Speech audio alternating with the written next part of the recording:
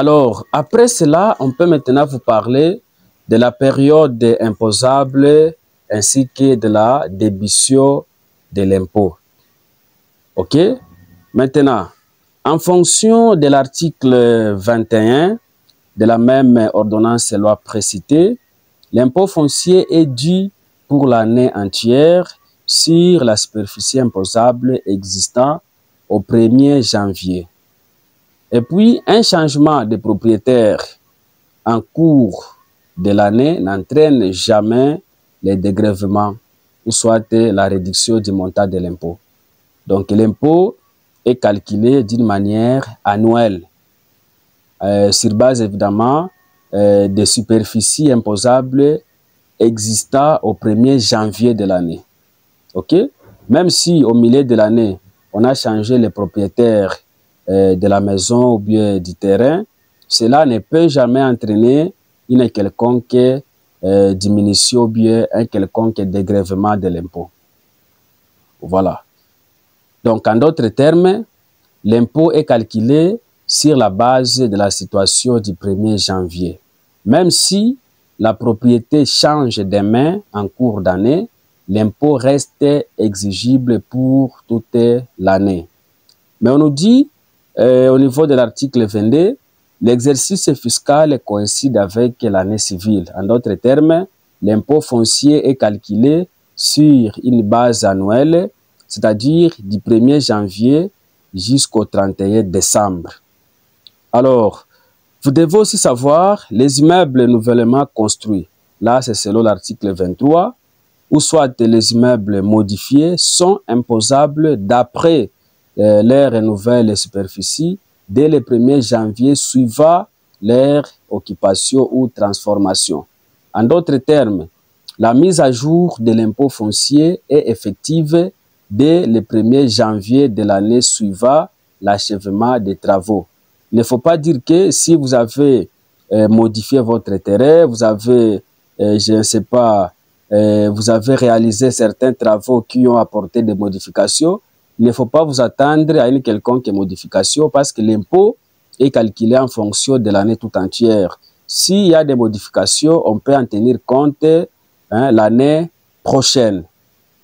Alors, selon l'article 24, les propriétaires doivent maintenant déclarer, n'est-ce pas, l'occupation ou la transformation des immeubles nouvellement construits, ou soit reconstruits, ou soit modifiés de manière significative dans un délai d'1 mois. Et il doit également fournir les plats de l'immeuble concerné. S'il y a des immeubles qui ont été modifiés, construits, reconstruits et consorts, vous devez faire la déclaration de tous ces événements dans un délai d'1 mois. Et vous devez fournir les plats de l'immeuble concerné. Il faut montrer les plats de cette modification, ou bien de cette reconstruction, ou soit d'une nouvelle construction de l'immeuble consort. Vous devez présenter ces plats-là. Alors, les modifications notables sont celles qui affectent la superficie imposable d'au moins 20%. Donc, on peut considérer la modification d'un élément imposable en matière d'impôt foncier, c'est lorsque cette modification a affecté la superficie imposable au moins à 20%. C'est ce qu'il faut retenir. Donc, il est essentiel de signaler toutes les modifications imposables à l'administration fiscale pour que l'impôt soit ajusté correctement dans l'année à venir. Donc, ça, il faut bien retenir pour ne pas avoir assez de complications. Il ne faut pas tout simplement vous dire comme il y a quelques modifications et que cette modification n'a pas entraîné au moins 20% de la superficie ou bien de l'élément imposable. Et directement, vous voulez bénéficier soit d'un dégrèvement ou soit d'une modification de votre situation imposable. Si ça n'entraîne pas les 20%, on ne peut rien bouger. Il faut que ça entraîne au moins la modification à 20% de la superficie ou de l'élément imposable. Alors, selon l'article 25 de la même ordonnance et loi précitée, un dégrèvement proportionnel de l'impôt foncier peut être accordé si l'immeuble est resté inoccupé et improductif des revenus pendant au moins 180 jours. Et l'administration doit être avisée dans les 2 mois du début de la vacance. Alors, en d'autres termes, un propriétaire peut réduire son impôt s'il prouve que son bien est resté vacant et non rentable pendant 6 mois consécutifs.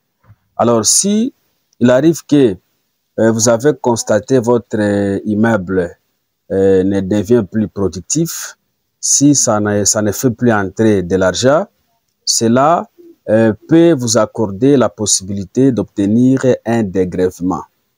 Vous pouvez obtenir un dégrèvement en matière d'impôt foncier, ou soit vous pouvez réduire la déclaration de l'impôt foncier, mais il faut que l'administration fiscale concernée soit avisée dans les 2 mois du début de la vacance ou de l'inoccupation.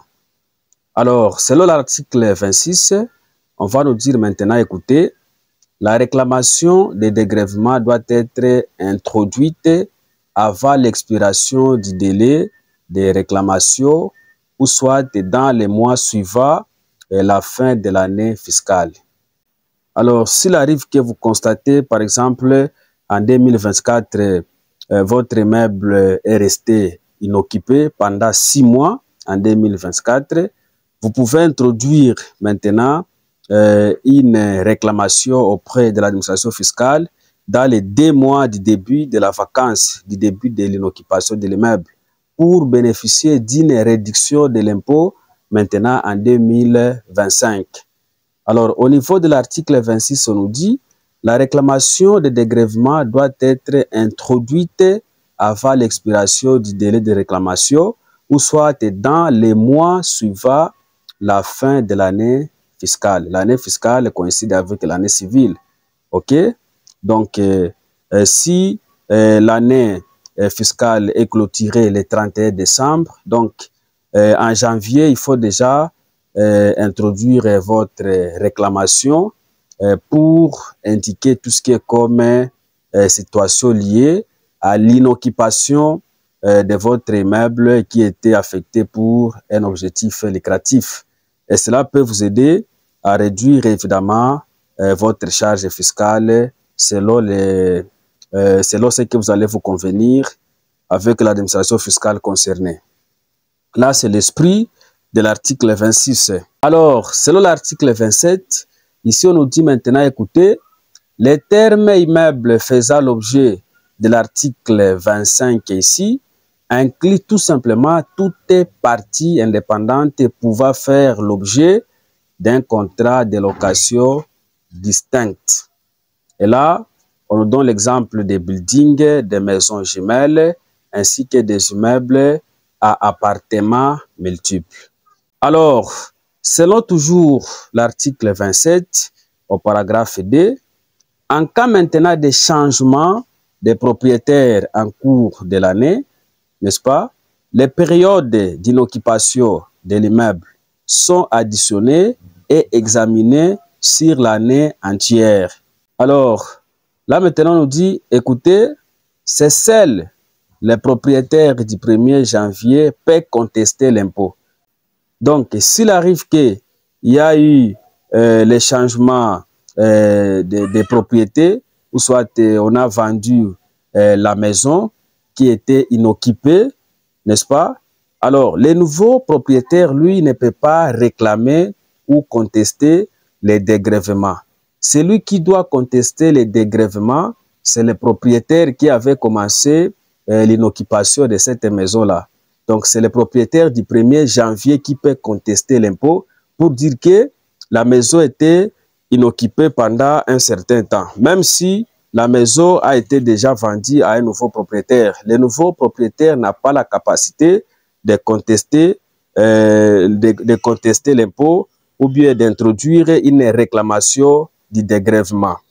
Donc, en français facile, si un immeuble est vendu en cours d'année, l'ancien propriétaire reste responsable des réclamations et peut bénéficier d'un dégrèvement, même si le nouveau propriétaire a contribué à la vacance, même si après la vente de l'immeuble, la maison ou l'immeuble est toujours resté inoccupé.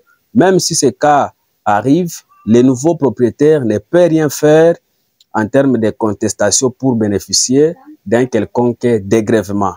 Donc, celui qui peut introduire la réclamation pour obtenir le dégrèvement, c'est l'ancien propriétaire de l'immeuble.